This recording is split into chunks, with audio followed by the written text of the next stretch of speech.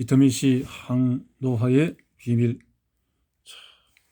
하병근 박사의 하병근 교수의 비타민C. 부족한 물질을 채우는 것이 항노화의 시작이다. 안티에이징이냐 프로에이징이냐. 항노화는 채워 넣는 것에서부터 시작한다. 노화를 일으키는 물질을 막아서는 것부터 시작하는 안티의학이 아니라 나이가 들에 따라서 줄어들고 사라져가는 인체 내 물질들을 채워 넣는 프로의학이다. 항노화라는 이름이 노화에 맞서는 안티에이징이라는 말로 알려져 있지만 그 내면을 살펴보면 노화와 함께 비어가는 곳을 채워가는 프로에이징의 의미가 담겨 있음을 알 수가 있다.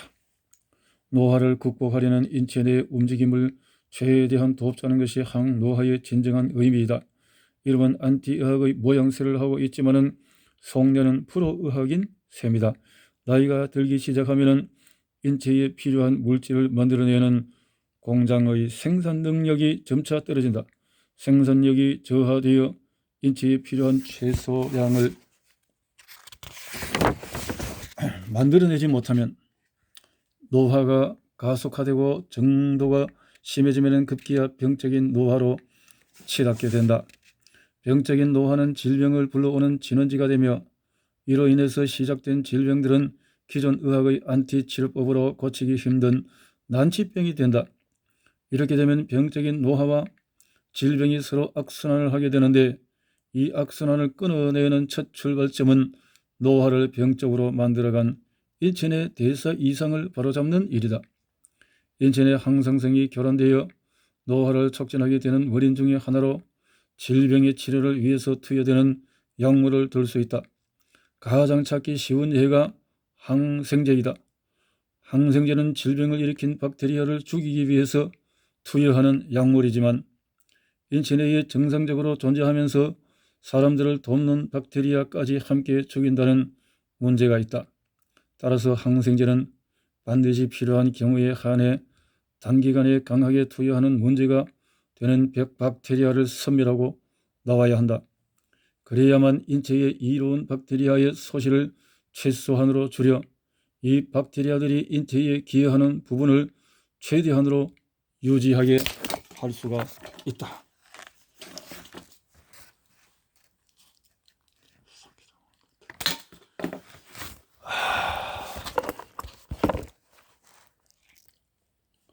항생제를 지나치게 투여했을 때 나타나는 대표적인 증상이 설사다. 장내 세균들이 죽으면서 나타나는 현상인데 이렇게 설사가 날 정도까지 이르지 않더라도 일단 몸속에 투여된 항생제는 이로운 작용을 하는 장내 세균들을 죽음으로 몰고 간다. 항암제가 정상세포와 암세포를 구분하지 못하듯이 항생제도 장내 세균과 병균을 구분하지 못한다. 항생제 투여가 지속적으로 반복되어 장내 세균들이 죽어나가면 그 자리에 인체에 무익한 세균들이 들어와 앉는다. 이 같은 세균들의 자리바꿈은 장내 세균총의 변화를 불러오는데 이러한 변화는 인체의 면역력 저하와 필수 물질 생성 저하로 이어지며 노화와 질병으로 가는 길목을 터주게 된다. 한편 콜레스테롤을 낮춰주는 스타틴계 약물들은 코큐텐의 체내 생성까지도 억제하는 작용을 하는데 투약이 장기간 지속되어 노화 과정의 자연스러운 코큐텐 체내 생성 저하와 맞물리게 되면 노화가 심화되어 질병을 부르게 된다. 글루타치온도 마찬가지다. 몸속의 유해물질을 제독하는 과정에서 글루타치온이 광범위하게 사용되는데 유해물질이 몸속에 과다하게 들어와서 글루타치온 소모량이 증가하면 나이가 들면서 나타나는 글루타치온 체내 생성 저하와 맞물려서 노화의 원인이 된다. 체내 글루타치온의 양이 줄어들면 인체가 육체적 심리적 스트레스에 더 민감하게 되어 노화가 촉진된다. 비타민 C와 함께 세포 내에서 가장 많은 양으로 존재하며 항산화 작용을 하는 글루타치온은 20대를 넘어서면서부터 체내 생성량이 줄어들기 시작한다. 이때 만성 소모성 질환, 약물 복용, 유독성 화학물질의 섭취, 환경 오염 등이 동반되면 글루타치온의 소모량이 증가하면서 고갈이 가속화된다.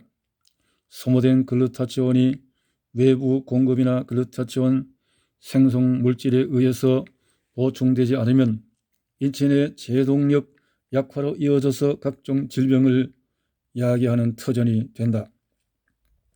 글루타치온에는 노화를 억제하는 능력이 있으며 관여하지 않는 인체 내 대사 과정이 없다고 말할 수 있을 정도로 세포질, 미토콘드리아, 핵 속에 광범위하게 존재하면서 세포를 조절한다. 따라서 글루타치온을 적절히 보강해 할 수 있는 치료법을 사용하면 노화가 불러오는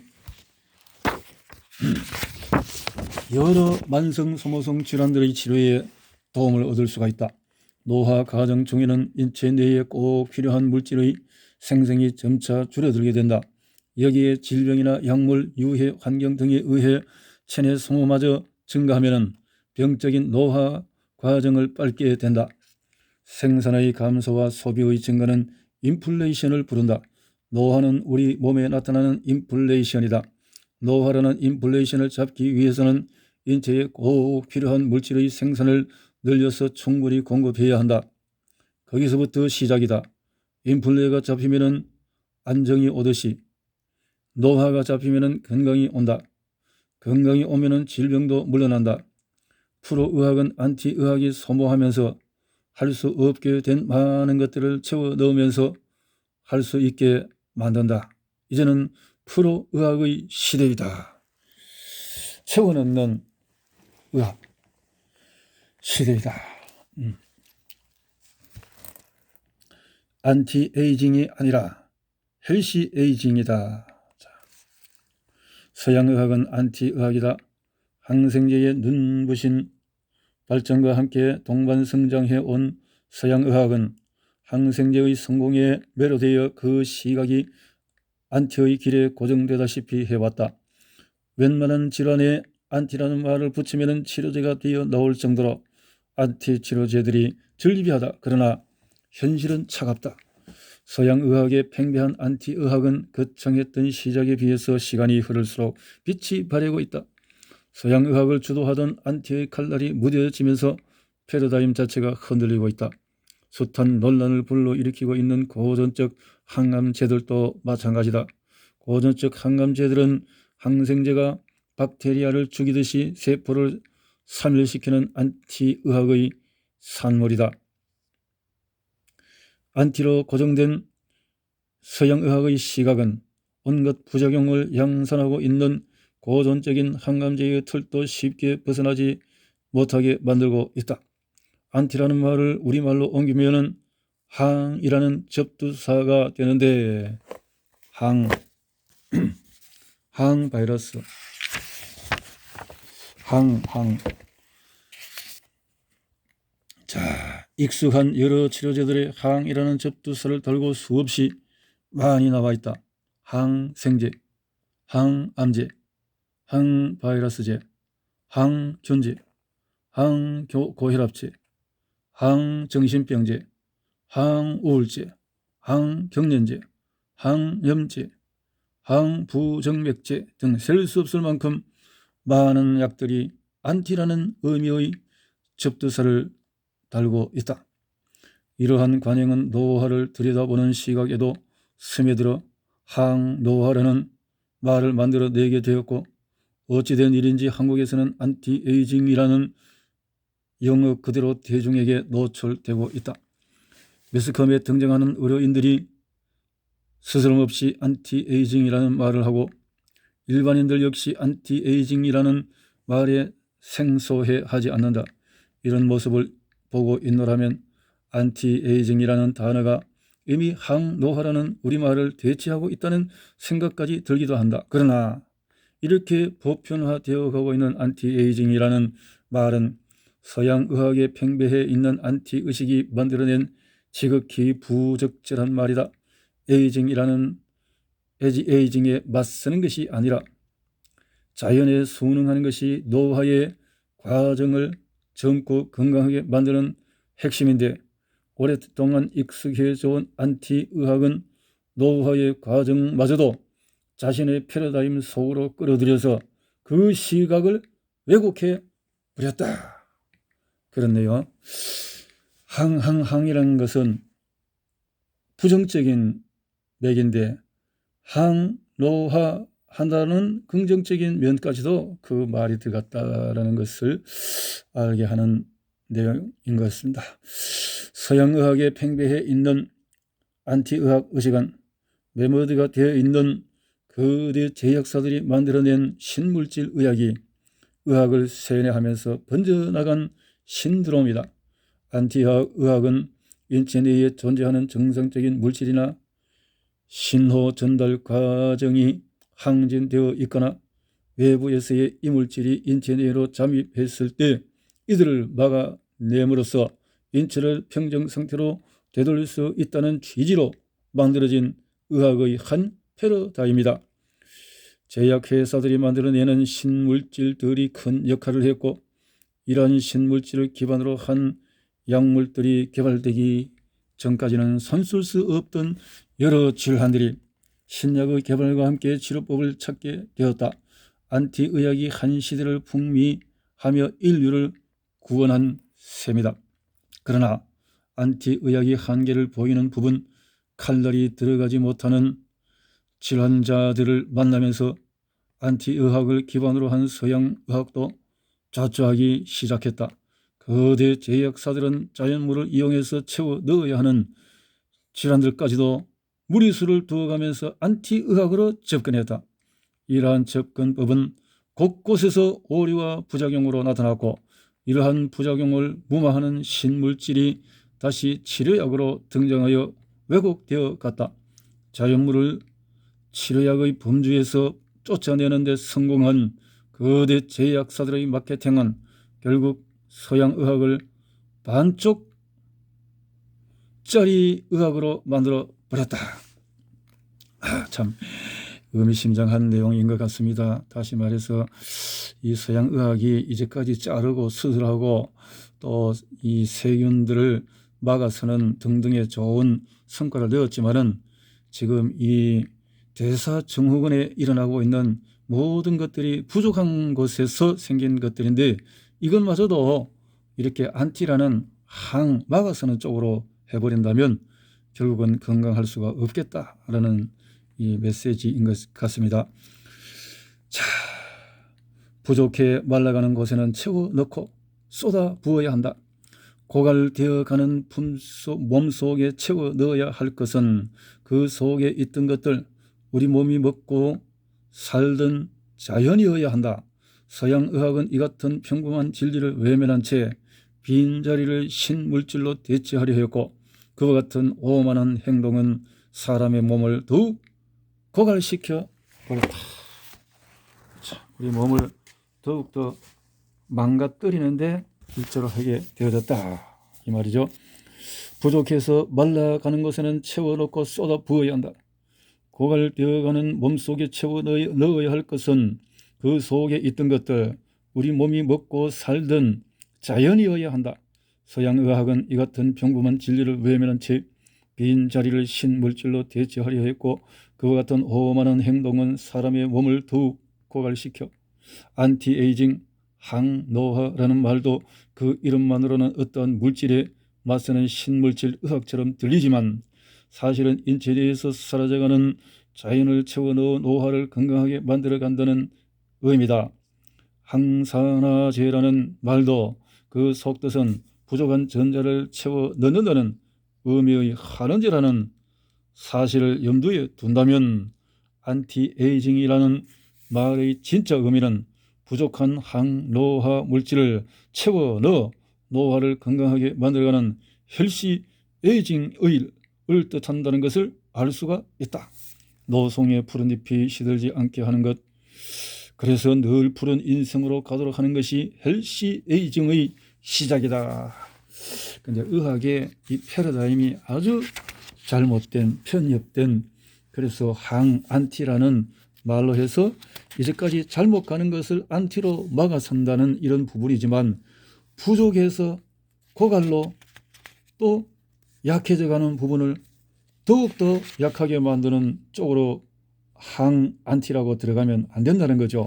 이거는 채워 넣어야만 하는 의학이 자연의학이다, 이 말인데, 자, 미토콘드리아 오작동이 노화를 부른다. 미토콘드리아는 세포 내에서 에너지를 만들어내는 것이다. 세상에 비유하자면 전기를 만들어내는 발전소와 같은 것이 미토콘드리아인데, 노화는 이 미토콘드리아와 밀접하게 관련이 있다. 미토콘드리아는 세포가 필요로 하는 에너지를 만들어 공급하는 세포 내의 소기관이며, 에너지를 만들어내는 과정 중에 생기는 활성산소와 자유기가 분출하는 곳이기도 하다. 에너지 생산은 물론이고 활성산소와 자유기를 적절하게 처리해내는 능력도 함께 존재해야 하는 곳이 바로 미토콘드리아인 것이다. 핵을 제외하고는 세포 내에서 유일하게 DNA를 함유하고 있는 소기관이도 해서 활성산소와 자유기가 적절하게 처리되지 않을 경우에 이들이 DNA를 공격하여 미토콘드리아 유전자 변이로 이어지고, 결국 이로 인해서 미토콘드리아 오작동이 일어나게 된다. 뿐만 아니라 미토콘드리아 내에서 처리되지 않은 활성산소와 자유기가 미토콘드리아 밖으로 흘러나와서 세포질 속으로 퍼지게 되면 세포가 활성산소와 자유기로 인해 산화 스트레스에 빠지게 된다. 에너지를 많이 만들어야 하는 기관일수록 미토콘드리아의 수도 많아진다. 전기가 많이 필요하면 발전소를 많이 지어야 하듯이 다량의 에너지를 소모하는 기관일수록 다량의 미토콘드리아가 필요하다. 하루 종일 박동을 멈추지 않고 일해야 하는 심장이 대표적인 예다. 심장세포에는 다른 장기들보다 훨씬 많은 양의 미토콘드리아가 존재한다. 반면에 심장과 달리 산소를 전달하는 것과 같은 수동적 역할을 하는 적혈구에는 미토콘드리아가 하나도 없다. 사람이 점점 나이가 들수록 미토콘드리아의 오작동이 나타나기 시작한다. 노화가 진행되면 미토콘드리아 내에서 활성산소와 자유기를 처리하는 물질들의 생산이 줄어들게 되는데, 이로 인해서 미토콘드리아가 퇴행하며 오작동을 일으키게 된다. 이러한 미토콘드리아의 오작동이 점점 심해지면 여러 만성 소모성 질환과 성인병을 유발하고 노화를 촉진하여 죽음에 이르게 된다. 최근에 세상 경종을 울린 후쿠시마의 원전 사태, 그 원자력 발전소를 미토콘드리아에 비유해 풀어가 보자. 원자력 발전소에서는 핵 분열을 이용해서 전기 에너지를 얻어내고 그 부산물들을 발전소 내에 격리하여 방사능이 새 나가지 않도록 차단한다. 미토콘드리아 역시 연료를 태워서 ATP라는 에너지를 만들어내고, 이 과정에서 부산물로 나타나는 활성산소와 자유기를 전자 전달 체계와 항산화제들을 이용해서 안전하게 처리해낸다. 후쿠시마 원전 사태에서처럼 발전소가 오작동을 하기 시작하면 방사능이 새어나오고 주위가 오염이 되는데, 사람이 그러한 환경에 노출되면 방사능 피폭으로 인해서 질병에 빠져들고 심할 경우에 죽음에 이르게 된다.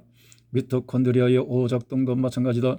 세포질에서 실어온 인류가 미토콘드리아로 들어오면 이를 연소하게 되는데, 이 과정에서 발생하는 전자를 차례로 전달하면서 에너지를 만들어낸 후에 이 전자들을 안전하게 처리해낸다. 나이가 들거나 질병에 걸리면 전자를 안전하게 처리해내는 물질의 양이 줄어들게 되는데, 정도가 심해지면 노화가 가속하면서 여러 가지 만성 소모성 질환과 성인병의 원인이 된다.